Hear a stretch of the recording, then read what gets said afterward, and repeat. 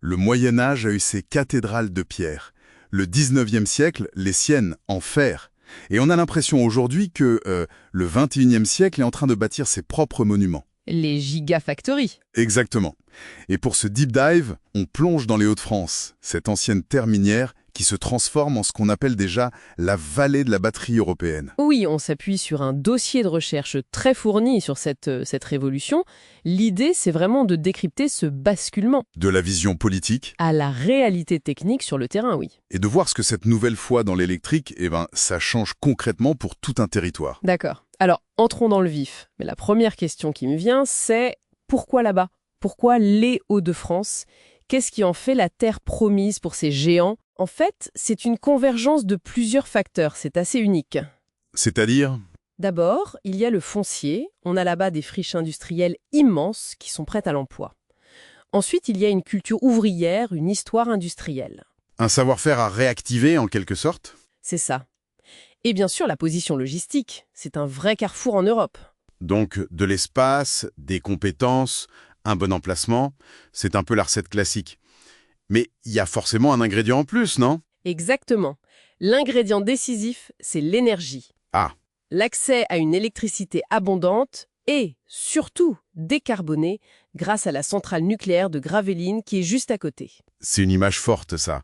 On passe du carbone qu'on allait chercher sous terre, Aux outils de la décarbonation. C'est une bascule symbolique, oui. et justement, ces outils, ces fameuses gigafactories, les sources nous emmènent à l'intérieur. Concrètement, ça ressemble à quoi? J'imagine que ce ne sont pas des chaînes de montage classiques. Ah non, c'est le jour et la nuit. Ce qui est le plus fascinant, c'est le cœur de l'usine, ce qu'on appelle la salle sèche. La salle sèche. Il faut imaginer un environnement qui est plus sec que le désert le plus aride de la planète. Plus sec qu'un désert? Comment ça? Le point de rosée, il est maintenu en permanence à moins 60 degrés Celsius. Moins 60. C'est une nécessité absolue. Le lithium, un des composants clés de la batterie, réagit de façon très violente à la moindre trace d'humidité. D'accord.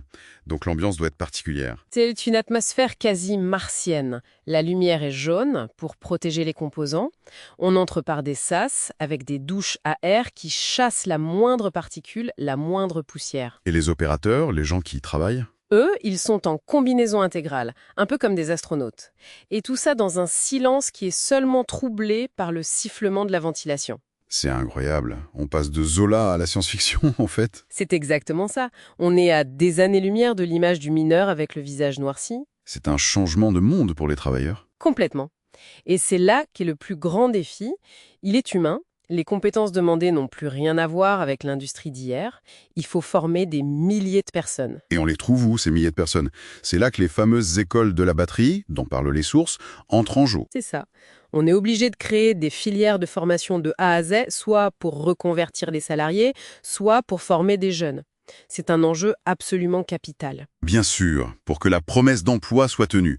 Mais justement, une implantation aussi massive, ça doit créer des résistances, non? Je pense à l'impact environnemental, la consommation d'eau par exemple. Et ça soulève une question importante. Bien sûr qu'il y a des inquiétudes. Mais ce que les sources montrent, c'est que l'opposition est bien plus modérée que sur d'autres grands projets en France. Et comment on l'explique? L'explication, elle tient en une expression, le patriotisme industriel. Le patriotisme industriel, c'est-à-dire que la région a été tellement traumatisée par la désindustrialisation que la promesse d'emploi... Plus lourd dans la balance que d'autres considérations. L'emploi d'abord. Donc au final, si on résume, on assiste à une transformation technologique humaine, sociale, qui est absolument immense. C'est ça. Et il y a une image pour conclure qui est magnifique dans nos sources. À Dunkerque, à quelques centaines de mètres du chantier de la Gigafactory Vercors, il y a une association qui reconstruit un vaisseau de guerre du XVIIe siècle, le Jean Bart. Ah, c'est une belle image, ça. D'un côté, on a la promesse de la souveraineté énergétique du futur, et de l'autre, juste à côté, le souvenir de la souveraineté maritime du passé. Deux types de cathédrales, sur la même terre. C'est une image très puissante. Une dernière pensée, peut-être pour la réflexion. Ces nouvelles cathédrales, elles sont bâties sur une promesse, celle d'un salut climatique. La grande question, c'est de savoir si elles y parviendront sans sacrifier en retour l'équilibre et les ressources du territoire qui les accueille.